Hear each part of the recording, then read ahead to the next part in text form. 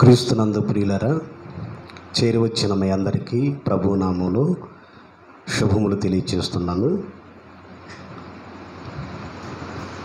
మమ్మల్ని ప్రేమించి ఆహ్వానించినటువంటి దైవజనులు సహోదరులు షడ్రక్ గారికి క్రీస్తు పేరిట శుభములు తెలియచేస్తున్నాను. చాలా కాలం తర్వాత మిమ్మల్ని కలుసుకునే అదృష్టం, పవిత్రమైన దేవుని మాటలు మనమంతా నేర్చుకోవటానికి దేవాతి దేవుడు ఎంతగానో కృప చూపాడు. ప్రియులరా, చిన్న ప్రార్థన చేసుకొని దేవుని వాక్యాన్ని మనం విందాం.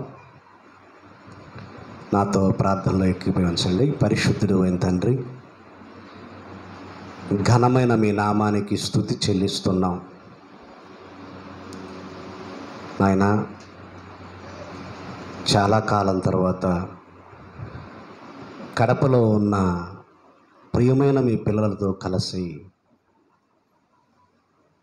మా ఆత్మలను రక్షించే శక్తిగల వాక్యాన్ని వినుటకు మీరు కృప చూపినందుకు ధన్యవాదాలు చెల్లిస్తున్నాం.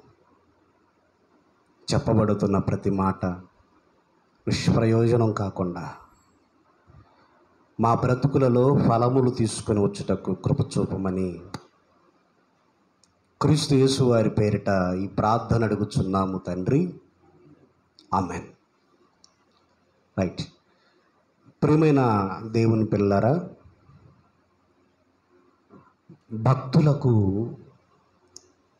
దేవుడు దాచిన మేలు, పరలోకమందున్న తండ్రి ప్రతి మనిషికి జన్మనిచ్చాడు.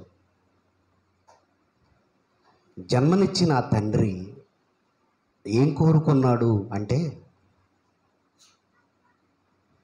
ఆయన యందు భయభక్తులు కలిగి బ్రతకటం, నిర్దోషులుగా పరిశుద్ధులుగా భూమి మీద బ్రతికి ఆయనున్న లోకానికి మనం చేరుకోవటం కోరుకున్నాడు. నిజంగా కన్నతండ్రి మనస్తత్వాన్ని మనం ఆలోచిస్తుంటే వెలకట్టలేని ప్రకృతి అంతా కలిగించి మన పాదాల కింద పెట్టాడు. మనలకు అధికారం ఇచ్చాడు, మనలను ఏలికగా చేశాడు. సృష్టికి రారాజు ఎవరు అంటే మనిషే. సృష్టికి రారాజు. అంటే ఇంత అందమైన సృష్టిని మన కోసం కలిగించి, ఈ సృష్టిలో ఆయన్ని మర్చిపోకుండా, మనం ఆయన్ని మర్చిపోకుండా ఆయన యందు భయభక్తులు కలిగి జీవితాన్ని ముగించుకోవాలి అని ఇష్టపడ్డాడు. ఎందుకు భయం, భక్తి ఉండాలి అనేది కాస్త మనం ఆలోచించాలి. సమాజానికి దేవుడంటే భక్తి ఉంది. అఫ్కోర్స్ వారు ఎవరైనా కావచ్చు, దేవుడంటే భక్తి ఉంది. కానీ దేవుడంటే భయం ఉందా? దేవుడంటే భయం ఉందా? అందుకే బైబిల్లో ఏమి రాయించాడంటే భయభక్తులు అని రాయించాడు. అంటే ముందు భక్తి కాదు, ముందు దేవుడంటే భయం ఉండాలి. ఆయన పరిశుద్ధ దూతల సభలో మిక్కిలి భీకరుండు, భయంకరుడు అని వ్రాయబడింది 89వ కీర్తనలో. అంటే దూతల సభలోకి ఆయన వస్తుంటే దేవదూతలన్నీ కూడా భయంతో బ్రతికాయి, భయపడ్డాయి.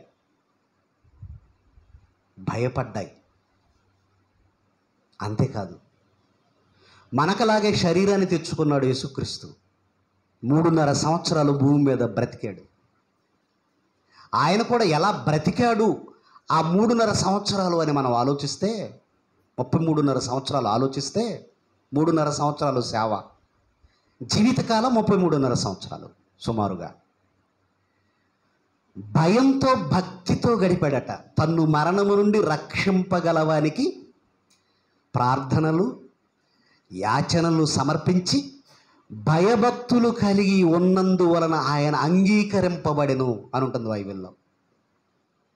అంటే ఎక్కడికి అంగీకరింపబడ్డాడు? ఒక లోకానికి సెలెక్ట్ అయ్యాడు ఆయన. ఒక లోకానికి అర్హత సాధించాడు. ఉద్యోగం చేయాలి, ఉద్యోగం రావాలి. రావాలి అంటే ఏమంటే నాకు ఏ అర్హత అవసరం లేదండి అంటారా? అవసరం లేదంటారా? ఉద్యోగానికి ఓ అర్హత ఉంది, అర్హత. అలాగే వివాహం చేసుకోవాలనుకోండి, అర్హతలున్నాయి. అంటే వివాహాలకి అర్హతలున్నాయి, ఉద్యోగాలకు అర్హతలున్నాయి. మరి పరలోకానికి వెళ్ళాలంటే ఏ అర్హత లేదు అనుకోవటం అది పొరపాటు. అర్హత అవసరం. ఏంటి ఆ అర్హత అంటే, ముందు దేవుడంటే భయం, భక్తి చాలా అవసరం. ఎందుకు భయం భక్తి అవసరం చూస్తారా? ప్రపంచం ఎంతగా చెడిపోతుందో ఒకసారి బైబిల్ చూద్దాం. ఏమి లేక చెడిపోతుందో చూద్దాం. సామెతల గ్రంథం అద్భుతమైన మాటను మీరు చూడాలి. సామెతల గ్రంథం 16వ అధ్యాయం. సామెతల గ్రంథం 16వ అధ్యాయం 6వ వచనాన్ని చదువుకుందాం ప్రియులారా. 6వ వచనం. కృపా సత్యముల వలన దోషమునకు ప్రాయశ్చిత్తము కలుగును. యెహోవాయందు భయభక్తులు కలిగియుండుట వలన మనుషులు చెడుతనము నుండి తొలగిపోవుదురు. చూడండి ఎంత బాగుందో. అంటే ప్రపంచాన్ని చెడు పరిపాలిస్తుంది, ప్రపంచంలో చెడు విస్తరిస్తుంది. గాంధీ గారు భారతదేశాన్ని చూశాడు. ఎలా ఉంది భారతదేశం? చెడుతనంతో నిండిపోయింది. అప్పుడు గాంధీ గారు ఆయన ఒక 3 కోతులను తీసుకొచ్చి ఒక నీతిని నేర్పించాడు. చెడు చూడకు, చెడు మాట్లాడకు, చెడు వినకు అని. అంతే కదండి నేర్పాడు గాంధీ గారు. కోర్టు ముందు కూడా అదే ఉంటుంది, 3 కోతులు ఉంటాయి. చెడు చూడకు అనగానే ఒక కోతి ఏం చేస్తుందంటే 2 కళ్ళు మూసుకుంటుంది. చెడు వినకు అనగానే 2 చేతులతో చెవులు మూసుకుంటుంది. చెడు మాట్లాడకు అనగానే 2 చేతులతో నోరెలా మూసుకుంటుంది. ఇంతకు ఏది చెడు? అది చెప్పలేదు. ఏది చెడు, ఏది మంచి, అది బైబిల్ చెప్పింది. అందుకే ఈ ప్రపంచ వ్యవస్థ బాగుండాలి అంటే, చెడిపోయిన ఈ సమాజం బాగు చేయాలి అంటే, ఎంతోమంది అభ్యుదయవాదులు పుట్టారు, ఎంతోమంది సంఘ సంస్కర్తలు పుట్టారు, ఎంతోమంది ప్రపంచ మేధావులు పుట్టారు. కానీ సమాజాన్ని బాగు చేశారా? ఆలోచించండి. ఈ ప్రపంచాన్ని ఏమైనా బాగు చేశారా? లేదే. రోజు రోజుకి చెడుతనం పెరుగుతుందా? ఎస్, పెరుగుతుంది. మంచి అనేది ఎక్కడ పెరుగుతుంది? యేసుక్రీస్తు వారు ఒక మాట మాట్లాడాడు పరిసయ్యులతో, శాస్త్రులతో. ఏమన్నాడంటే, నేను మంచివాడనైనందుకు నీకు కడుపు మంటగా ఉందా అన్నాడు. అంటే సమాజం ఏది జీర్ణించుకోలేకపోతుంది? మంచితనం. అంతే కదా, మంచితనాన్ని జీర్ణించుకోలేకపోతుంది. నువ్వు మంచివాడుగా డెవలప్మెంట్ అవుతుంటే, అభివృద్ధి చెందుతుంటే ఓరవలేకపోతారు. అందుకే అన్నాడు, నేను మంచివాడనైనందుకు నీకు కడుపు మంటగా ఉందా అన్నాడు. కడుపు మంట అంటే గ్యాస్. గ్యాస్ ఎలా ఏర్పడుతుందో తెలుసా? కొందరికి తినకూడని పదార్థాలు తింటే గ్యాస్ ఏర్పడుతుంది. శనగపిండితో కూడిన పదార్థాలు తింటే గ్యాస్ ఏర్పడుతుంది. తగిన వేళకు ఆహారం తీసుకోకపోతే గ్యాస్ ఏర్పడుతుంది. మరికొంతమందికి నువ్వు మంచివాడిగా బ్రతికితే గ్యాస్ ఏర్పడుద్ది. అదేంటి విచిత్రంగా ఉంది. ఇతను చక్కగా వాక్యం చెప్తాడండి. ఈమె చక్కగా పరిచర్య చేస్తుందండి. అంతేనా? బాగా ఉంటాడండి ఈ పిల్లోడు. ఈ సిస్టరు సంఘంలో నిజంగా గొప్ప పరిచర్య చేస్తుంది అనగానే వెంటనే గ్యాస్ట్రిక్ ప్రాబ్లం ఏర్పడుతూ ఉంటుంది కడుపులో. అంటే మంచితనాన్ని ఓర్వలేకపోతున్నారు, ఎంకరేజ్ చేయలేకపోతున్నారు. దినదినం ఈ ప్రపంచాన్ని చెడు పాలిస్తుంది, చెడు విస్తరిస్తుంది. మరి ఆ చెడుతనాన్ని రూపుమాపాలి అంటే ఒక్కటే మార్గం. చదవండి మరలా సామెతల 16:6. కృపాసత్యముల వలన ప్రాయశ్చిత్తము కలుగును, యెహోవాయందు భయభక్తులు కలిగి ఉండుట వలన మనుషులు చెడుతనము నుండి తొలగిపోవుదురు అన్నాడు. అంటే ఈ ప్రపంచానికి పట్టిన చీడ రూపు మాపాలి అంటే, చెడుతనాన్ని అంతరింప చేయాలి అంటే ముందు మనిషిలో పెంపొందించాల్సిందేంటో తెలుసా? దేవుడు అంటే భయం, భక్తి. భయం, భక్తి. ఈ భయభక్తులు పెంపొందించుకుంటేనే చెడుతనాన్ని రూపుమాపుతారు, చెడుతనాన్ని విసర్జిస్తారు అన్నాడు. అప్పుడప్పుడు మనం కూడా మాట్లాడుకుంటాం. ఏమనో తెలుసా? ఏమండి, వీడికి అసలు తల్లి భయం లేదు, తండ్రి భయం లేదు, గురువు భయం లేదు, అసలు పెద్దల భయం లేదు, వీడికి ఎవరి భయం లేదండి, అందుకేనండి వీడు పాడైపోయాడు అంటారు. బాగా వినండి. ఎందుకు పాడయ్యాడు చెప్పండి మరలా? ఎందుకు పాడయ్యాడు? తల్లి భయం లేదట, తండ్రి భయం లేదట, గురువు భయం లేదట, అసలు వీడికి ఎవడి భయం లేదండి. రోజు రోజుకి వీడు చెడుతనం పెరిగిపోతుంది. వీడిలో ఉన్న మూర్ఖత్వం, వీడిలో ఉన్న గర్వం, వీడిలో ఉన్న అహంకారం పెరిగిపోతుందండి అంటుంటారు. ఎస్, భయం లేదు, భయం లేదు. కొడుకు తప్పు చేశాడు అనుకోండి, తల్లి ఏం చేయాలి? మందలించాలి. అంతేనా? మందలించాలి. మందలించకుండా ఏమంటారు తెలుసా?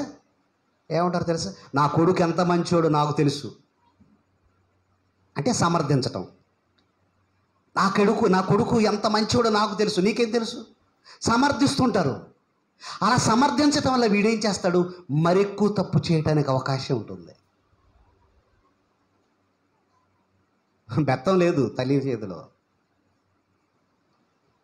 తల్లిదండ్రులు బెత్తం పడితే విదేశాలు ఒప్పుకోవటం లేదు. విదేశాల్లో ప్రభుత్వాలు ఒప్పుకోవటం లేదు. శిక్షించాలి, దండించాలి, వాడిని సన్మార్గంలో నడిపించాలి అంటే బెత్తం పట్టమంటుంది బైబిల్. కానీ ఈరోజు సమాజం పరిస్థితి ఎలా ఉంది అంటే తుపాకీ పట్టండి అంటుంది. అదేంటి? ఒక చోట ఒక అమ్మాయిని అత్యాచారం చేశారు, పెట్రోల్ పోసి బూడిద చేశారు. అలా బూడిద చేసిన తరువాత ఈ రేపిస్టులను ఏం చేయాలి అని ఫేస్బుక్లో ఏం చేశాడంటే తుపాకీ ఒక పక్కన పెట్టాడు, ఉరితాడు ఒక పక్కన పెట్టాడు, కత్తితో ఒక పక్కన పెట్టాడు. వీడిని ఏ ఆయుధంతో చంపితే బాగుంటుంది అనగానే ఎక్కువ మంది దేనికి లైక్ చేశారు తెలుసా? తుపాకీ. వాడిని 1000 సార్లు కాల్చి చంపండి అంటున్నారు. అంటే సమాజమే ఏం కోరుకుంటుంది? చెడును రూపుమాపటానికి సమాజమే ఏం కోరుకుంటుంది అంటే తుపాకీని కోరుకుంటుంది. తీసుకోండి తుపాకీ అంటుంది. కానీ దేవుడు తుపాకీ కాదు నాయన, బెత్తం తీసుకో. బెత్తం కోరుకోవలసిన సమాజం తుపాకీని కోరుకుంటుంది. అంటే ఎంతగా పాడైపోయిందో ఈ ప్రపంచం మీకు తెలియదు కాదు, ఎంతగా పాడైపోతుందో కదండి. ఎస్, అందుకనే దేవుడు ఏమంటున్నాడో తెలుసా? మనుషులు యెహోవాయందు భయభక్తులు కలిగి ఉండుట వలన చెడుతనము నుండి వారు తొలగిపోతారు అన్నాడు. అంటే మనకు ఏం కావాలి, ఏం రావాలి అంటే దేవుడంటే భయం, దేవుడంటే భక్తి భావాలు రావాలి. ఈ భయభక్తుల్ని దేవుడు దేంతో పోల్చాడు అంటే మర్యాదతో పోల్చాడు. మర్యాద అంటే ముందు మనం నేర్చుకోవాల్సిన మర్యాద ఏంటో తెలుసా? అన్ని గుండీలు పెట్టడం, తలను నీటుగా దూకోవటం, చేతులు కట్టుకోవటం. ఏం మర్యాదను కోరుకున్నాడు చూడండి. కొరిమి రాజులు గ్రంథం ఒక అద్భుతమైన మాటను మీరు బైబిల్లో చూద్దరు. కానీ 2వ రాజుల గ్రంథం 17వ అధ్యాయము, రాజులు 2వ గ్రంథం 17వ అధ్యాయము 28 చదువుకుందాం ప్రియులారా. 28, 27, 28 చదువుదామండి, బాగుంటుంది. అష్షూరు రాజు అచ్చట నుండి తేబడిన యాజకులలో ఒకరిని అచ్చటికి మీరు తోడుకొని పోవుడి. అతడు అచ్చటకు పోయి కాపురం ఉండి ఆ దేశపు దేవుని మర్యాదను వారికి నేర్పవలెనని ఆజ్ఞాపించెను. ఆ దేశానికి ఏమీ లేదట, దేవుని గూర్చిన మర్యాద వారికి లేదట, దేవుని గూర్చిన మర్యాద. ఓకే, తరువాత 28, కాగా షోమ్రోనులో నుండి వారు పట్టుకొని వచ్చిన యాజకులలో ఒకడు వచ్చి బేతేలు ఊరిలో కాపురముండి యెహోవా యందు భయభక్తులుగా ఉండదగిన మర్యాదను వారికి బోధించెను. యెహోవా యందు భయభక్తులుగా ఉండదగిన మర్యాదను వారికి బోధించెను. ఏంటి మర్యాద? మొదటిగా మనిషి నేర్చుకోవలసిన డిసిప్లైన్ ఏంటో తెలుసా?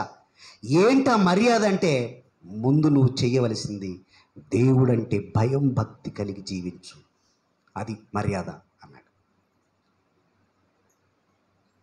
భయం భక్తి. ఈ భయం భక్తి అనేది ఎవరిలోనైతే కనిపించదో వారిలో మర్యాద లోపించినట్లు అని అర్థం. వాళ్ళకి మర్యాద లేదు అని అర్థం. నువ్వు నేర్పించు అంటున్నాడు దేవుడు. యెహోవా యందలి భయభక్తులు, తగిన మర్యాద నేర్పించు వారికి, లేదంటే దేశం పాడవుతుంది అన్నాడు. పాడవుతుందా? ఎస్, రాజులే పాడైపోతున్నారు. ఆదికాండము బైబిల్ తీయండి ప్రియులరా.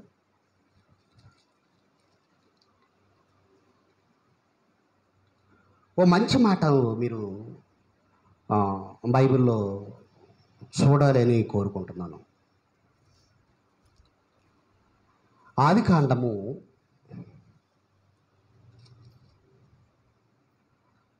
20వ అధ్యాయం. ఆదికాండము 20వ అధ్యాయము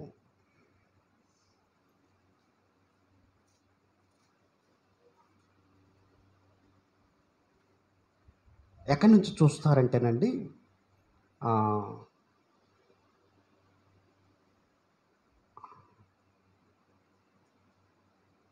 10వ వచనం చూడండి ప్రియులారా. మరియు అబీమెలెకు నీవేమి చూచి ఈ కార్యము చేసితివని అబ్రహామును అడుగగా, గెరారు రాజు ఈయన అబీమెలెకు. బాగా వినండి, గెరారు రాజు అబీమెలెకు నీవేమి చూచి ఈ కార్యము చేసితివని అబ్రహామును అడుగగా, అబ్రహాము ఈ స్థలమందు దేవుని భయము ఏ మాత్రమును లేదు గనుక నా భార్య నిమిత్తము నన్ను చంపుదురనుకొని చేసి తిని. ఎంత మంచి మాట పలుకుతున్నాడు చూశాడండి. అబ్రహాము ఏమంటున్నాడు? దేవుని భయం ఈ స్థలమందు, ఈ దేశమందు ఏ మాత్రం లేదు అంటున్నాడు చూడండి. అంటే ఆ దేశానికి ఏమి లోపించింది? దేవుని భయం లేదు, భక్తి లేదు. అందుకే ఓ ప్రవక్త భార్యను తీసుకొని పోయాడు రాజు. అబ్రహాం గారు ఎవరండి? విశ్వాసులకు తండ్రి. అబ్రహాము ఎవరు? ఒక ప్రవక్త. ఆయన భార్య అయిన శారాను తీసుకొని వెళ్ళిపోయాడు. రాజు. మరి రాజే ఇంత అన్యాయానికి పాల్పడితే మరి సామాన్యుడి సంగతి ఏంటి? సామాన్యుడి సంగతి ఏంటి? ఆవే పొలంలో పడి పంటలో పడి మేస్తుంది అనుకోండి, దూడ సంగతి ఏంటి? దూడ కూడా వెళ్ళిపోద్ది. అదెందుకు గట్టును వేస్తుంది? ఈ స్థలమందు యెహోవా భయం ఏమాత్రం లేదు అన్నాడు. కానీ మనుషులు మాత్రం నీతి నియమాలు భక్తి భయం లేకుండా పాటలు మాత్రం దంచి కొడుతున్నారు. పాటలు భలే పాటలు పాడుతున్నారు. నీతి లేదు, నియమం లేదు, భయం లేదు, భక్తి లేదు పాటలో. అప్పుడు మనం ఏమనుకుంటున్నాం? అబ్బా, దేవుడు అంటే ఎంత భయం, ఎంత భక్తి భావాలు మారుమ్రోగుతున్నాయి అనుకుంటున్నాం మనం. సెన్సేషనల్ పాట ఒకటి వచ్చింది, రాష్ట్రాన్ని ఉర్రూతొలగిస్తుంది. నేనంటే నీకెందుకు ఇంత ప్రేమ యేసయ్యా, ప్రార్థించకపోయినా పలకరిస్తుంటావు, మాట వినకపోయినా కలవరిస్తుంటావు, ఆ కుక్క కన్నా సిగ్గుంది, నీకు సిగ్గుందా నా వెంట పడుతున్నావు అని రాశాడు పాట. ఆ కుక్క కన్నా సిగ్గుంది, నీకు అసలు సిగ్గే లేదు, నా వెంట పడుతున్నావు. నువ్వు ప్రార్థించకపోయినా కలవరిస్తూ ఉంటాడట, మాట వినకపోయినా పలకరిస్తూ ఉంటాడట, గడ్డం పట్టుకొని బాబు బాబు బాబు అంటాడట. చి, ఏం పాటలు అవి? ఏమనుకుంటున్నారు ఆయనంటే? మాట వినకపోతే కలవరిస్తాడా? మాట వినని నోవాహు తరాన్ని ఏం చేశాడండి? చెప్పండి, ప్లీజ్ చెప్పండి. జలప్రలయంలో నాశనం చేశాడు. మాట వినని తరాన్ని లోతు కాలంలో ఏం చేశాడండి? అగ్నితో కాల్చాడు, భస్మం చేశాడు, వారి ఆకారాలు బూడిదగా మార్చాడు. అసలు వారి ఆకారం నా కంటికి కనపడకూడదు అనుకున్నాడు దేవుడు. వారి ఆకారం నా కంటికి కనపడకూడదు, బూడిద చేశాడు. ఒక్కోసారి నాకు అనిపిస్తుంది, తండ్రి జలప్రలయాన్ని ఎందుకు రప్పించావు? వచ్చాయి ఆలోచనలు. జలప్రలయాన్ని ఎందుకు రప్పించావు అంటే, ఒక వ్యక్తి నీటిలో పడిపోతే శ్వాస పీల్చుకోవటం, ఊపిరి ఆడటం అనేది చాలా కష్టంగా ఉంటుందండి. ఊపిరి ఆడటం కష్టంగా ఉంటుంది. ఒక 2 నిమిషాలు మీరు వెయిట్ చేయండి. ఏదైనా కాలు ఉన్నప్పుడు ప్రాక్టికల్ వర్క్ చేయండి అంటున్నాను నేను. ఊపిరి విలువ మనకు తెలియాలి కదా. సైన్స్ స్టూడెంట్లకు ఏం చేస్తారంటే ప్రాక్టికల్ వర్క్ ఇస్తూ ఉంటారు. కప్పను కోసి చూపిస్తుంటారు, శవాన్ని కోసి చూపిస్తుంటారు, మొక్కను చూపిస్తూ ఉంటారు కదా. Yes, practical work. అలా నీటిలో ఉంటే ఏమవుతుందంటే శ్వాస తీసుకోలే, ఊపిరి ఆడదు. అంటే ఎలా చంపాలనుకున్నాడు? ఉక్కిరి బిక్కిరిగా, ఊపిరి సలపకూడదు, ఊపిరి తీసుకోకూడదు, అలా చంపాడు. అంటే అప్పుడైనా పోని ఊపిరి విలువ వారికి ఏమైనా అర్థమైందా? అప్పుడైనా ఊపిరి విలువ అర్థమైందా? ఏంటి తండ్రి, ఒకనాడు ఉమ్మ నీటిలో బ్రతికించావు, మరి ఈరోజు జలప్రలయంలో చంపేశావు, ఆ నీటిలో కూడా మమ్మల్ని బ్రతికించు అన్నారా? ఊపిరి పోసిన దేవుడే ఉమ్మ నీటిలో జలప్రలయంలో చంపేశాడు, ఊపిరి తీసుకోకుండా చంపేశాడు. ఎందుకంటే ఊపిరి విలువ మనిషికి అర్థం కావట్లేదు. కరోనా వచ్చినప్పుడు ఆక్సిజన్ అందక, ఏమండి, ఊపిరి తీసుకోలేక ఎంతమంది అల్లాడిపోయారో మీకు తెలుసు కదా. కానీ ఆ తండ్రి మనల్ని క్షేమంగా కాపాడాడు.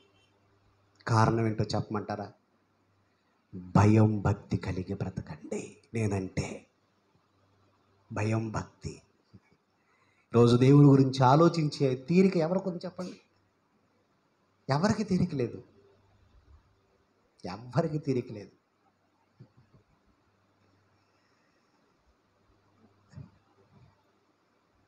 హృదయం ఎక్కడుంది?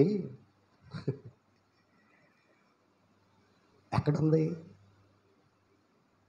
వారి ధనం ఎక్కడ ఉండును, వారి ధనం ఎక్కడ ఉండును అక్కడ వారి హృదయం ఉంటుంది అన్నాడు.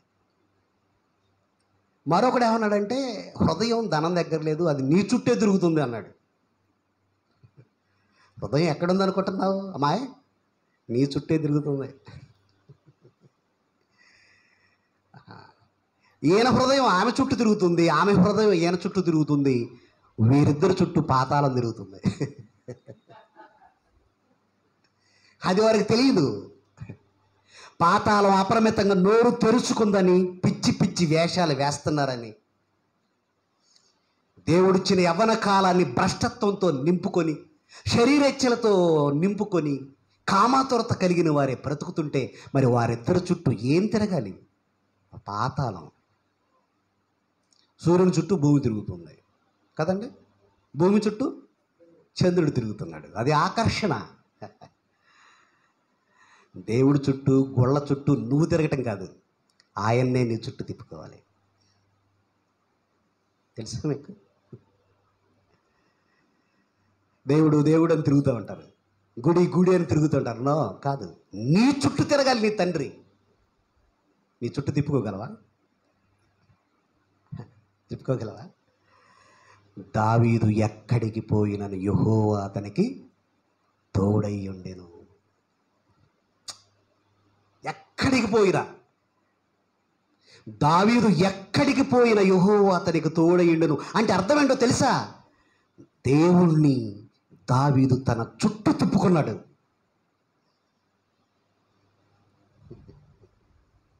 ఏంటండి ఆయన భక్తి? ఏంటి ఆయన భక్తి? దేవుని మనసు ఎరిగినవాడు ఆయన, దేవుని ఉద్దేశాలు ఎరిగినవాడు ఆయన, తన బ్రతుకులు దేవుని చిత్తాన్ని కోరుకున్నవాడు దావీదు. ఎస్, భక్తుడు అంటే దేవుని మనసు ఎరిగిన వాడే భక్తుడు, దేవుని ఉద్దేశాలు ఎరిగిన వాడే భక్తుడు. ఆ భక్తుడు చుట్టూ దేవుడు తిరుగుతాడు. సూర్యుని చుట్టూ భూమి తిరుగుతున్నట్లు మన చుట్టూ ఆయన తిరగాలంటే పరితపించిపోవాలి. మరి అంత స్థాయికి ఎప్పుడు ఎదుగుతాం మనం? అంత స్థాయికి ఎప్పుడు వెళ్ళాలి మరి మనం? చూడండి, కొరింథీయులు రాసిన మొదటి పత్రిక 2వ అధ్యాయం, కొరింథీయులు రాసిన మొదటి పత్రిక 2వ అధ్యాయం 9వ వచనాన్ని చదువుకుందాం. కొరింథీయులకు రాసిన మొదటి పత్రిక 2వ అధ్యాయం 9వ వచనం చదవండి ప్రియులారా. ఇందును గూర్చి దేవుడు తన్ను ప్రేమించు వారి కొరకు ఏవి సిద్ధపరచెనో అవి కంటికి కనబడలేదు, చెవికి వినబడలేదు, మనుష్య హృదయమునకు గోచరము కాలేదు అన్నాడు. దేవుడు తన్ను ప్రేమించు వారి కొరకు, చూడండి ఆ మాట చూడండి, తన్ను ప్రేమించు వారి కొరకు. దేవుడు లోకమును ఎంతో ప్రేమించెను. వినండి, దేవుడు లోకమును ఎంతో ప్రేమించాడు. దేవుడు మనల్ని ప్రేమించాడు. ప్రేమించి ఏం చేశాడంటే ఒక అద్భుతమైన సృష్టిని మన కోసం కలిగించాడు. దేవుడు మనల్ని ప్రేమించాడు. ఏం చేశాడు అంటే తన కుమారుణ్ణి మనకు బలిగా ఇచ్చాడు. ఓకే, ఇంతవరకు మీకు అర్థమైందా? రైట్. ఆయన మనల్ని ప్రేమించాడు. మరి నువ్వు ఆయనని ప్రేమిస్తే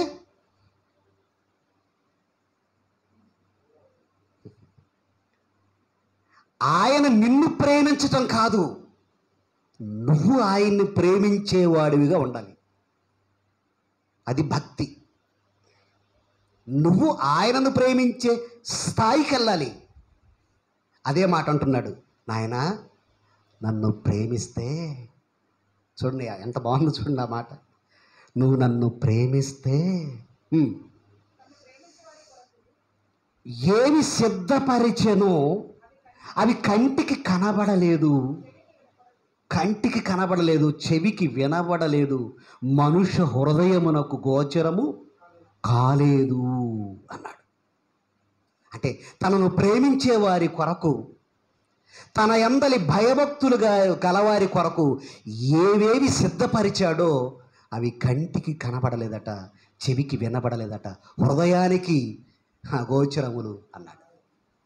గోచరములు అంటే ఏం సిద్ధపరిచాడు? ఎలాంటి మేలు సిద్ధపరిచాడు అనేది మనం బైబిల్ని ఆలోచిస్తే ఒక్కసారి పాత నిబంధన గ్రంథంలోకి వెళ్ళిపోదాం. పాత నిబంధన గ్రంథంలోకి చూడండి, బైబిల్ చూడండి. దేవుణ్ణి ప్రేమించిన దానియేలు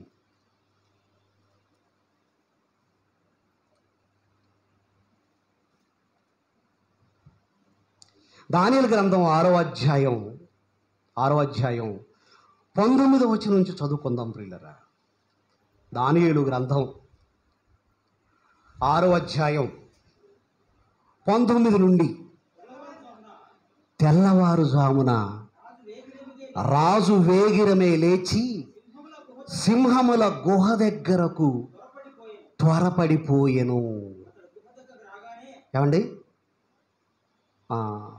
18 చూడండి. అంతట రాజు తన నగరునకును వెళ్ళి ఆ రాత్రంతా ఉపవాసం ఉండి నాట్య వాయిద్యములను జరుగనీయలేదు, అతనికి నిద్ర పట్టకపోయెను అన్నాడు. నిద్ర పట్టకపోయెను. ఈ సందర్భం అంతా మీకు తెలుసు కదా, సందర్భం అంతా తెలుసు కదా. ఏంటి సందర్భం? ఒక నెల రోజుల వరకు, 30 రోజుల వరకు ఎవరు దేవుణ్ణి ఆరాధించకూడదు, ప్రార్థించకూడదు అని రాజు చేత ఏం చేశారు అంటే ఒక శాసనాన్ని పుట్టించారు. ఒక శాసనాన్ని పుట్టించారు. మరి దానియేలు ఆగిపోతాడా? ప్రార్థించటం ఆగిపోతాడా? దేవుని స్తుతించటం ఆగిపోతాడా? దేవుని కోసం బ్రతకటం ఆగిపోతాడా? ఆగిపోలేడు. ఏ విధంగానైనా సరే దానియేలులో లోపం కనుగొనాలి, ఏ విధంగానైనా దానియేలులో తప్పు కనుగొనాలి, ఇతన్ని ఏ రకంగానైనా చంపాలి అని డిసైడ్ అయిపోయారు. బాగా వినండి. దానియేలు గారు రెడ్ హ్యాండెడ్గా దొరికిపోయాడు. అదిగో చూశారండి, మీ శాసనాన్ని ఉల్లంఘించాడు. అదిగో చూడండి ఏం చేస్తున్నాడు, తమ దేవుణ్ణి ప్రార్థిస్తున్నాడు, స్తుతిస్తున్నాడు, ఆరాధిస్తున్నాడు. చూడండి, మీరంటే గౌరవం లేదు, మీరంటే లెక్క లేదు, మీ శాసనాన్ని ఉల్లంఘించాడు అని దానియేలుని రెడ్ హ్యాండెడ్గా పట్టుకున్నారు. మరి ఇప్పుడు శిక్ష ఏంటి చెప్పండి? రాజు ఆజ్ఞను ధిక్కరించినందుకు శిక్ష ఏంటి? సింహాల బోనుకి వెళ్ళిపోవటం, సింహాల బోనులోని పడవేయబడటం. అంటే దానియేలు గారికి ఏమర్థమైందో చెప్పమంటారా? ఏమర్థమైందో చెప్పమంటారా? ఈ రోజుతో నా జీవితం ముగిసిపోతుంది, ఈ రోజుతో నా ప్రాణాలు పోతాయి అని తెలిసి కూడా దేవుడంటే భక్తి భయంతో గడిపాడు. అంటే ఇప్పుడు మనం ఎలాంటి నిర్ణయం తీసుకోవాలి? దానియేలు గురించి ఎంతోమంది చదువుకున్నారు, ఎంతోమంది దానియేలు మీద ఉపన్యాసాలు చేశారు. మరి ఆ దానియేలు మీకు ఎలాంటి స్ఫూర్తినిచ్చాడు? ఎలాంటి స్ఫూర్తినిచ్చాడు భక్తి జీవితంలో చెప్పండి? ప్రాణం పోయినా, ఈ రోజుతో నా జీవితం సమసిపోయినా నా దేవుణ్ణి విడిచిపెట్టను, నా నీతిని విడిచిపెట్టను, ఆయన యందలి భయభక్తులు ఏమాత్రం నేను విడిచిపెట్టను అన్నాడు. అదండి భక్తి అంటే. అంటే ప్రాణాపాయం సంభవించిన, ప్రాణాలు పోతున్నా, ఊపిరైన విడవచ్చు, కానీ దేవుడంటే భయం భక్తి విడిచిపెట్టకూడదు. అది మనం నేర్చుకోవాల్సిందే. ఈ ఊపిరిన వదిలేద్దాం, కంఠంలోన ఈ ఊపిరి వదిలేద్దాం, కానీ దేవుడంటే భయం భక్తిని మాత్రం విడిచిపెట్టకూడదు. ప్రాణాలు పోతున్నా, ఏమండి శత్రువులు ఆయన మీద పన్నాగం పన్నినా దేవుడంటే భయం భక్తిని విడిచిపెట్టలేదు. మరొక విషయం చెప్పమంటారా? ఎప్పుడైతే సింహాల బోనుకి దానియేలు వెళ్ళిపోయాడో అక్కడ దేవుడు వెంటనే రెడీగా ఏం చేశాడు చెప్పండి? ఒక దేవదూతను పంపించాడు. దానియేలు గారు ఊహించాడా? నేను సింహాల బోనుకు వెళ్ళిపోతాను, నా దేవుడు అక్కడ ఒక దేవదూతను సిద్ధపరుస్తాడు అని ఊహించాడా? ఊహించలేదు. భయం భక్తి మాత్రం ఉంది, భయం భక్తి ఉంది. కానీ ముందుగా దేవుడు ఏం చేశాడో తెలుసా? తనను ప్రేమించే వారి కోసం ఏం చేశాడు అని అంటే ఓ మేలును సిద్ధపరిచాడు. తన ప్రాణానికి ఏ హాని జరగకుండా చూసుకున్నాడు.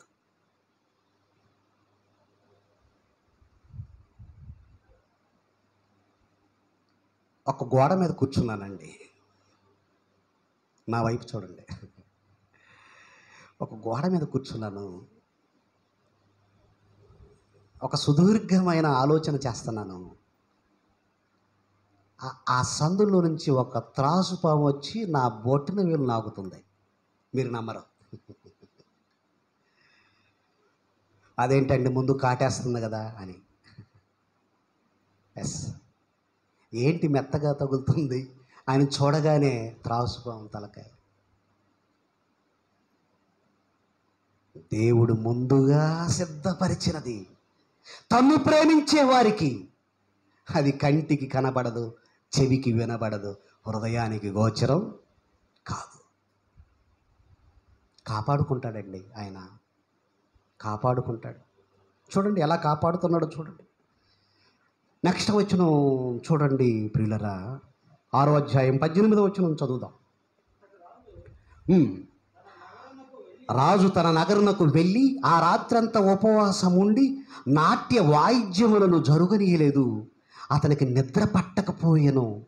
తెల్లవారుజామున రాజు వేగిరమే లేచి సింహముల గుహ దగ్గరకు త్వరపడిపోయిను. అతడు గుహ దగ్గరకు రాగానే దుఃఖస్వరముతో దానియేలుని పిలిచి, జీవము గల దేవుని సేవకుడు అయిన దానియేలు, నిత్యము నీవు సేవించుచున్న నీ దేవుడు నిన్ను రక్షింపగలిగేనా? చూడండి ఎలా అడుగుతున్నాడు. నిత్యము నువ్వు సేవిస్తున్న నీ దేవుడు నిన్ను రక్షించాడా అని ఒక దుఃఖస్వరంతో మాట్లాడుతున్నాడు రాజు. కిందకి రండి. అందుకు దానియేలు, రాజు చిరకాలము జీవించునుగాక, నేను నా దేవుని దృష్టికి నిర్దోషినిగా కనబడి తిని గనుక ఆయన తన దూతనంపించి సింహములు నాకు ఏ హానియు చేయకుండా వాటి నోళ్ళు మూయించెను. రాజా, నీ దృష్టికి నేను నేరం చేసిన వాడను కాను కదా. అబ్బా, ప్రాణాలతో ఉన్నాడండి.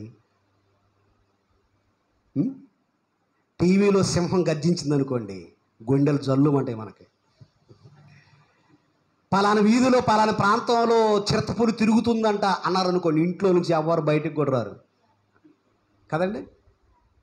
మరి అలాంటి సింహాల బోనులో దానియేలు భక్తి ఏంటి, ఆయన జీవితం ఏంటి చెప్పండి. దానియేలు గారికి తెలియదండి తనను కాపాడేవాడు ఒకడున్నాడని. ఆయన భక్తి వెనుక ఒక పరమార్థం ఉందని, పరలోకం నుండి ఒక దూతను పంపిస్తాడన్న సంగతి దానియేలుకి తెలియదు. తన్ను ప్రేమించు వారి కొరకు, ఆ మాట మీరు మర్చిపోకూడదు. తన్ను ప్రేమించు వారి కొరకు ప్రాణాలు సహితం లెక్క చేయకుండా తన భక్తిని, దేవుడంటే భయాన్ని విడిచిపెట్టని వాడుగా కనిపిస్తున్నాడు దానియేలు. ఈరోజు మీరు కూడా అదే నేర్చుకోవాలండి. ఆరోగ్యం క్షీణించిపోయినా, అంతేనా, సమస్యలు చుట్టుముట్టిన, కీడు తరుముతున్నా, భయంకరమైన పరిస్థితులు ఒక సాలెగూడెల్లో గూడులాగా మన చుట్టూ అలుముకున్న, మీకున్న భక్తిని, భయాన్ని విడిచిపెట్టకండి, విడిచిపెట్టకండి. ఒక ఆమె ఏడుస్తుంది. ఏమని ఏడుస్తుంది తెలుసా? నాయనా, బాప్తీసం తీసుకున్నాను, నేను ఎన్నో సంవత్సరాల నుంచి ఆరాధిస్తున్నాను, నా బిడ్డ నీకు కనిపించిందా? నా బిడ్డను నువ్వు పట్టణ పెట్టుకున్నావా? ఎంత అన్యాయం చేశావురా దేవుడా. బాప్తీసం తీసుకుందట, బల్లారాధన విరుస్తుందట, నాకెంత అన్యాయం చేశావు అంటుంది. నా బిడ్డ నీకు కనిపించిందా అంటే అర్థం ఏంటి? ఎదురింటి బిడ్డను పక్కింటి బిడ్డను తీసుకోకూడదా అని అర్థం. ఆ తర్వాత ఆలోచించాము, ఏంటి ఇలా జరిగింది, ఎందుకు ఇలా జరిగింది అని ఆలోచిస్తే ఆ అమ్మాయి లవ్లో ఫెయిల్యూర్. కళాశాలకు పంపించారు, నువ్వు చదువుకోవాలి, అంతేగా చదువుకోవాలి. పోనీ బాల్యం నుంచి దేవుని మాటలు ఏమైనా నేర్పించారా? నేర్పించలేదు.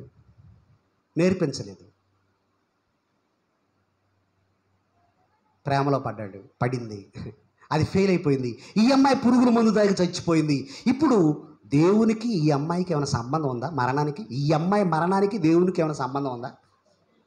మరి ఓరు దేవుడు నా బిడ్డను తీసుకుపోయా ఉంటుంది, నువ్వు నాకు అన్యాయం చేసే ఉంటుంది. నేను బాప్తీసం తీసుకున్నాను, రొట్టె ద్రాక్షారసం తీసుకుంటున్నాను, ఎంత నాకు అన్యాయం చేసే ఉంటుంది. అంటే నీది సరైన భక్తి కాదు. చూడమ్మా, దానియేలును చూసి నేర్చుకో.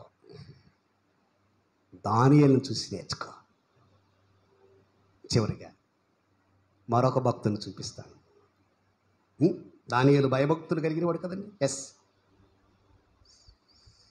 ఆదికాండం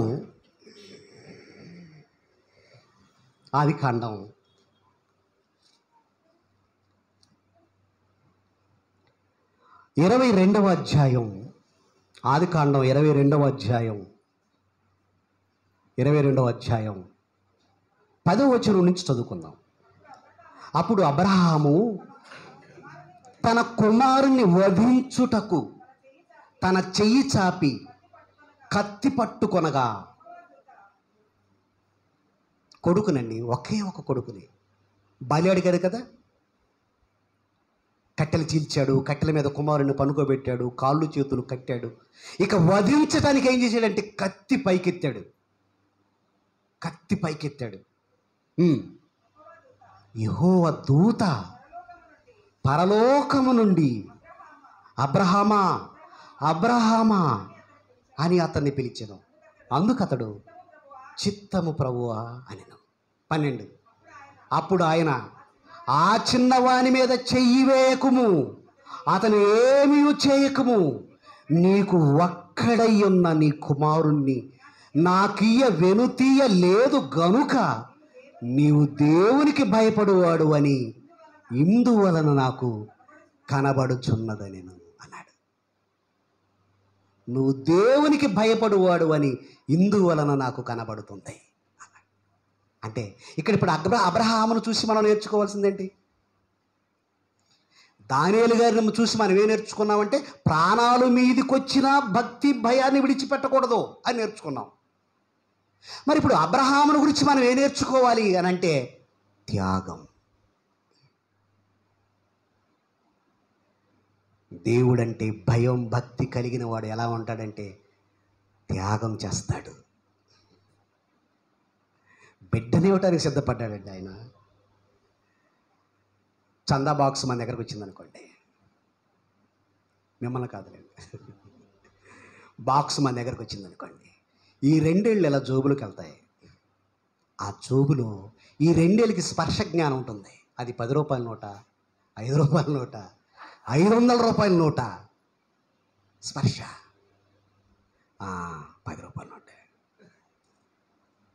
ఆ 10 రూపాయల నోటు కూడా ఎలా ఉంటుందంటే కుంకుమతో ఉంటుంది, పసుపుతో ఉంటుంది, చినిగిపోయి ఉంటుంది, ప్లాస్టర్ వేసి ఉంటుంది.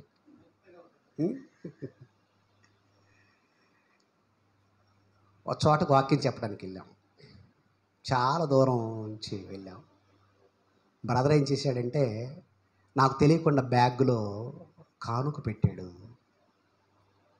తర్వాత చూశాను, అన్ని చెమటలు రంధ్రాలు పెట్టాయి. 100 రూపాయలకి 200 రంధ్రాలు ఉన్నాయి.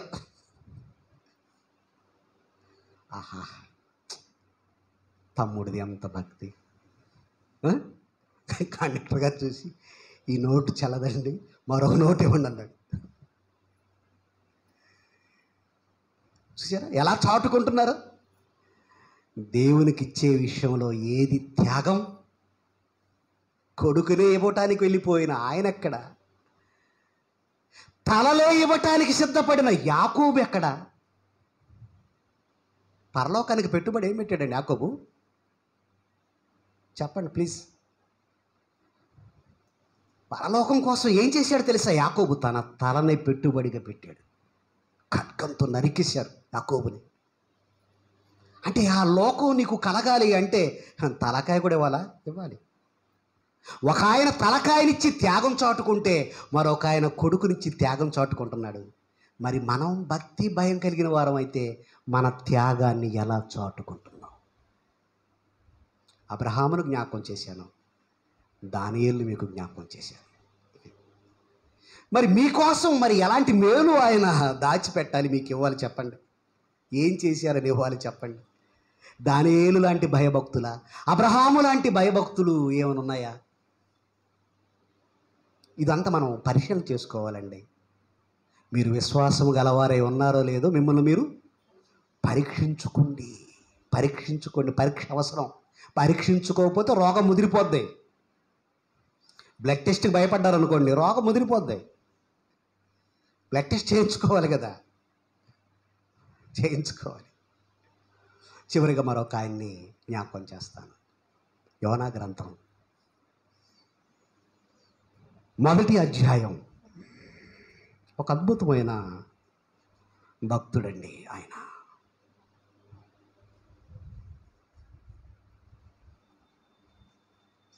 మొదటి అధ్యాయం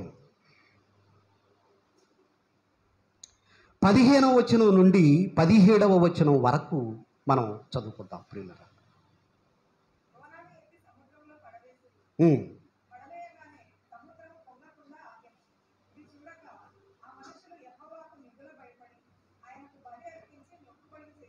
మరలా చదువునాన్న. యోనాను ఎత్తి సముద్రములో పడవేసిరి. ఎత్తి సముద్రంలో పడవేసిరి. దేవుడు ఏం చెప్పాడు? నాయనా, నువ్వు నీనివేకు వెళ్ళు, అక్కడ ప్రజల పరిస్థితులు బాగోలేదు, నువ్వు వాక్యం ప్రకటించు, వాళ్ళు మారిపోతారు. మరి ఏనేం చేశాడు? చెప్పిన పని చేయకుండా, బాగా వినండి, ముగిస్తున్నాను. అప్పగించిన పని చేయకుండా. కొంతమంది సొంత నిర్ణయాలు తీసుకుంటారండి. మనం ఒక పని అప్పగించామనుకోండి, కొంచెం ఎక్స్ట్రాలు చేస్తూ ఉంటారు అక్కడ. అమ్మ, మీరు వెళ్ళే చోట సందర్భానుసారంగా పాటలు పాడండి అని చెప్పాం. వింటున్నారా? సందర్భానుసారంగా మీరు పాటలు పాడితే సందర్భానుసారంగా మేము వాక్యం చెప్తాము అని చెప్పి పంపించాం సంఘాన్ని. పంపించిన తర్వాత అక్కడికి వెళ్ళిపోయారు.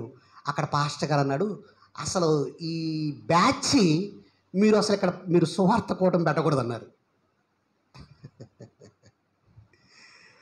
అది లూథరన్ చర్చ్. సరే, ఏదో ఒక రీతిగా పెద్దల చేత ఒప్పించాం. సువార్త కార్యక్రమం అక్కడ జరగాలని కోరుకున్నాం. అప్పుడు ఒక అమ్మాయిని పాట పాడమని ఇచ్చాం. ఏం పాట పాడుతుందో తెలుసా? పెంతుకోస్తు నిజమా, లూథరన్ను నిజమా, ఏది నిజం అంటుంది.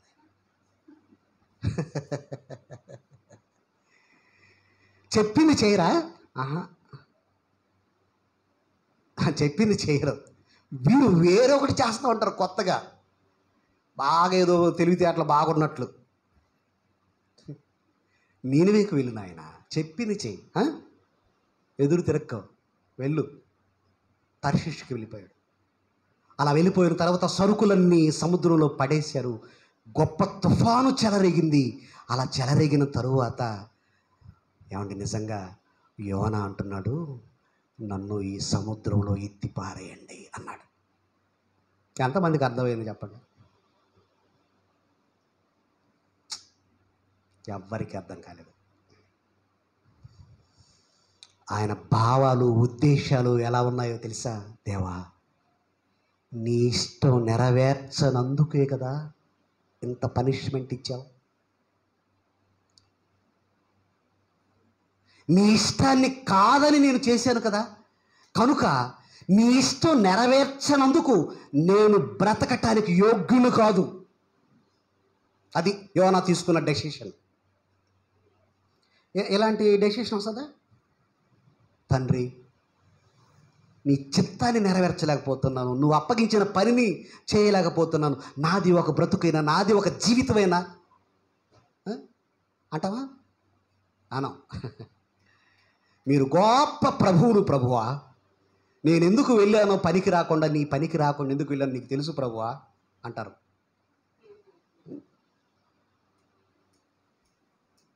ఎన్నో సాకులండి.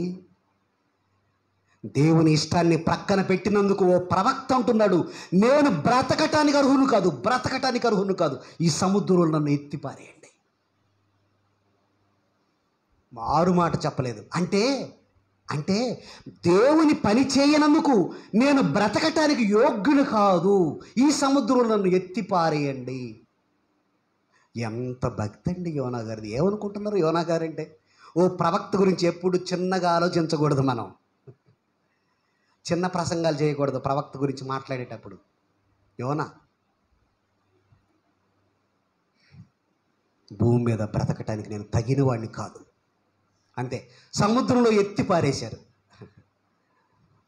తప్పు చేశాడు, బాగా వినండి, తప్పు చేశాడు, తప్పుని ఒప్పుకున్నాడు, కానీ తప్పు చేసి తప్పించుకోలేదు యోనా. తప్పు చేశాడు, రైటే. తప్పించుకున్నాడా? లేదు. ఆ తప్పును ఒప్పుకున్నాడు. నన్ను బట్టే కదా ఇంత కీడు సంభవించింది, నన్ను బట్టే కదా ఈ సముద్రంలో ఇంత తుఫాను చెలరేపింది నా దేవుడు, నన్ను బట్టి కదా. తప్పు ఒప్పుకున్నాడు. ఇక నేను బ్రతకటానికి యోగ్యుణ్ణి కాదు అనుకున్నాడు. ఎన్నో నీచమైన కార్యాలు చేస్తుంటాం, దేవుని ఆయాస పెడుతుంటాం, దేవుని బాధ పెడుతుంటాం, బ్రతికేస్తూ ఉంటాం.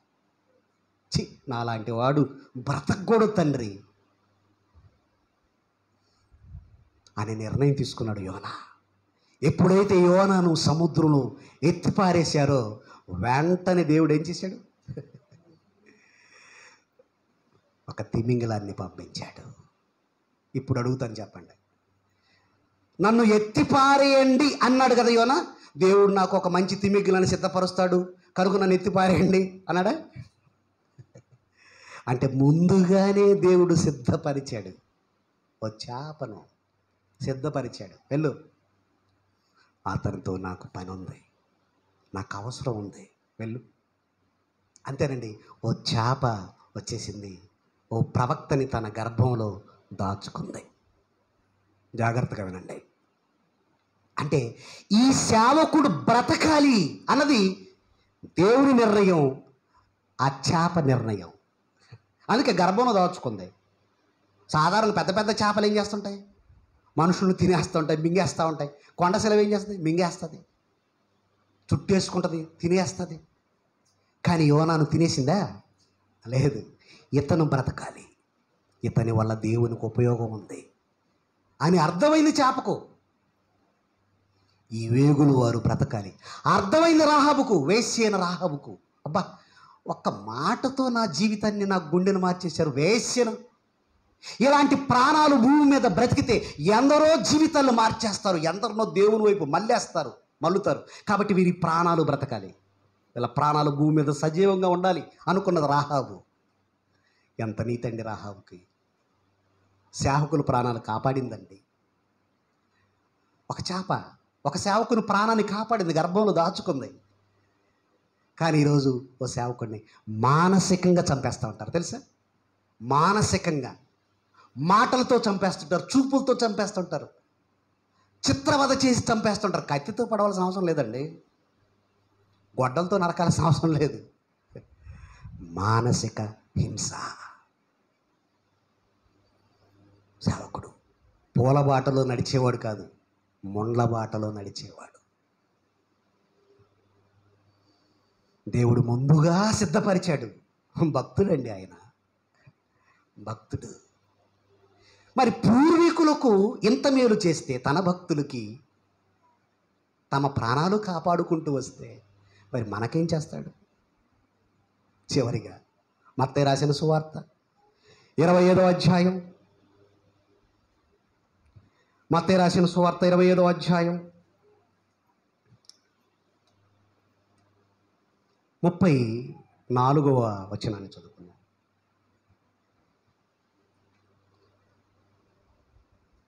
25:34.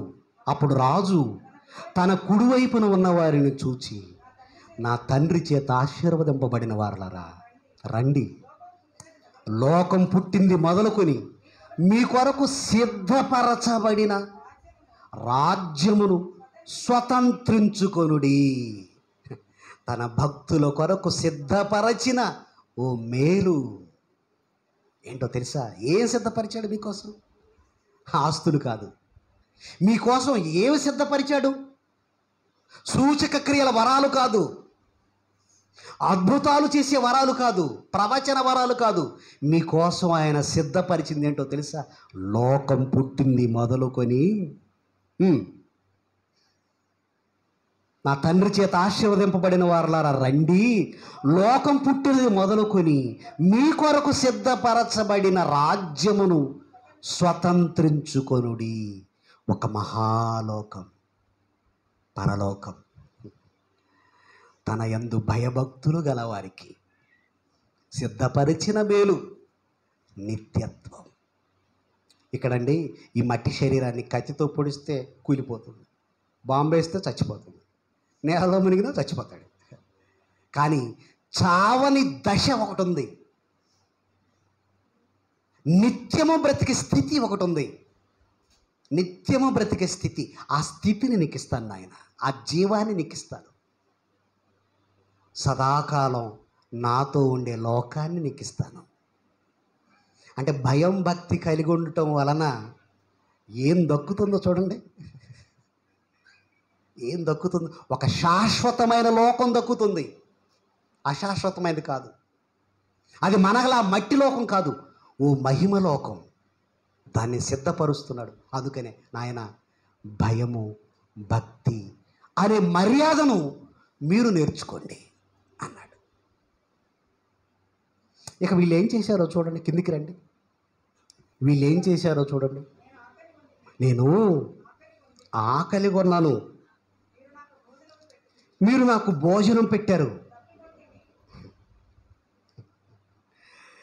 యేసుక్రీస్తు ఆకలి కొన్నాడట, వాళ్ళేం భోజనం పెట్టారట. దప్పిక కొన్నాడట, దాహం ఇచ్చారట. పరదేశినై ఉన్నాను, నన్ను మీరు చేర్చుకున్నారు. దిగంబరిగా ఉన్నాను, నాకు బట్టలు ఇచ్చారు. రోగినై ఉన్నాను, నన్ను చూడవచ్చారు. సరసాలలో ఉన్నాను, మీరు నా యొద్దకు వచ్చి పరామర్శించారు అన్నాడు.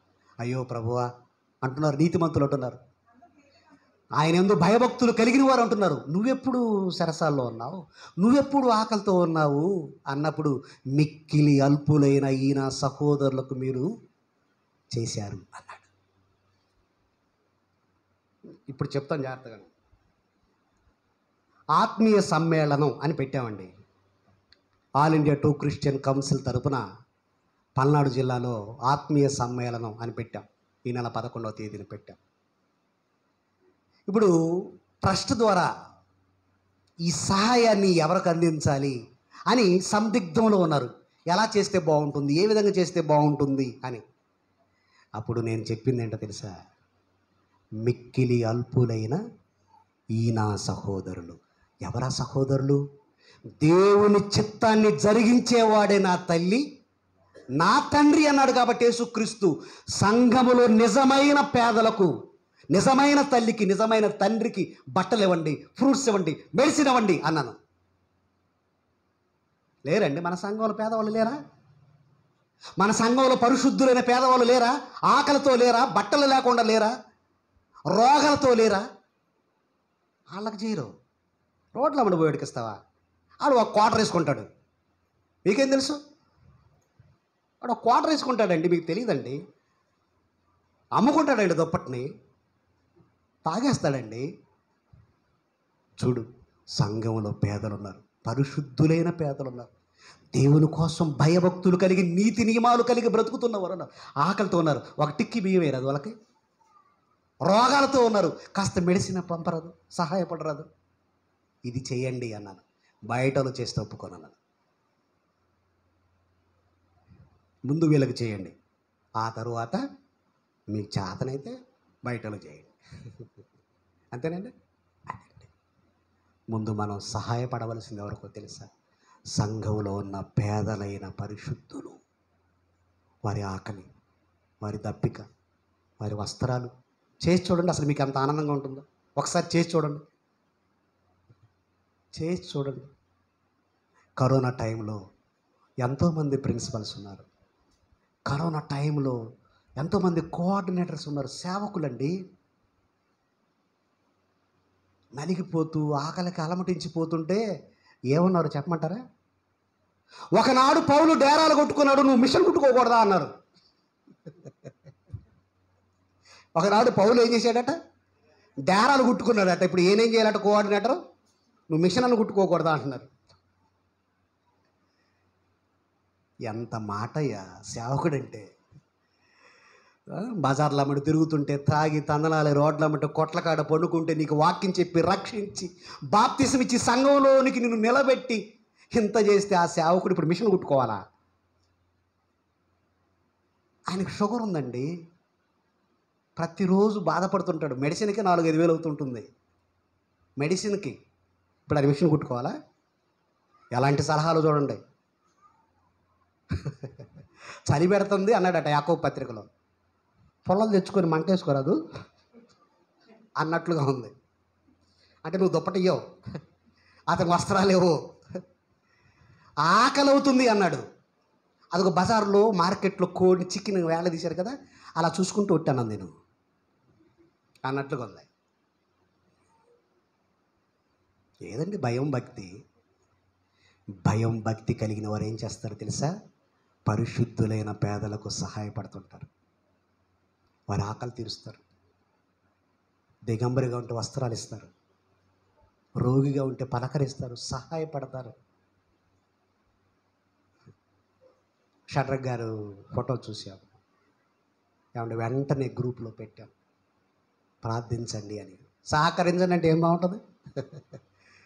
అర్థం చేసుకోవాలి కదా, మరి అర్థం చేసుకోవాలి కదా, సహాయపడాలి. కనుక ప్రియులరా, తన యందు భయభక్తులు గలవారికి దాచిన మేలు గొప్పది. అది ఒక మహాలోకం. దానియేలును చూడండి, మీరు నేర్చుకోవాల్సింది చాలా ఉంది. అబ్రహాము త్యాగపూరితమైన భావాలు చూడండి. యోనాగారు లాంటి సమర్పణ జీవితం చూడండి. ఇలా మీరు బ్రతుకుతూ పోతే మీ కొరకు ఒక మహాలోకాన్ని దాచిపెట్టాడు. అది కోట్ల రూపాయలు ఇచ్చినా ఆ లోకం దక్కదు. తన యందు భయభక్తులు గలవారికి ఆ లోకం దక్కుతుంది. ఆ లోకానికి సెలెక్ట్ అవుతారు. భయం భక్తి ఉంటే సెలెక్ట్ అయిపోతారు, అంతే, అంగీకరింపబడతారు. అలాంటి మంచి ఉన్నతమైన భావాలతో మనం ముందుగా భయం భక్తి కలిగి బ్రతుకుదాం. కళ్ళు మూసుకోండి. పరిశుద్ధుడైన తండ్రి, భక్తులకు దాచిన మేలు చాలా గొప్పది తండ్రి. పూర్వీకుల భక్తుని ఆలోచించాం, క్రొత్త నిబంధనలో బ్రతుకుతున్న భక్తి జీవితాలని ఆలోచించాం. పరిశుద్ధులకు అందవలసిన సహాయం, పరిశుద్ధుల ఆకలి తప్పిక, సువార్త కార్యక్రమాలు, మీ మనస్సును ఎరగటం, మీ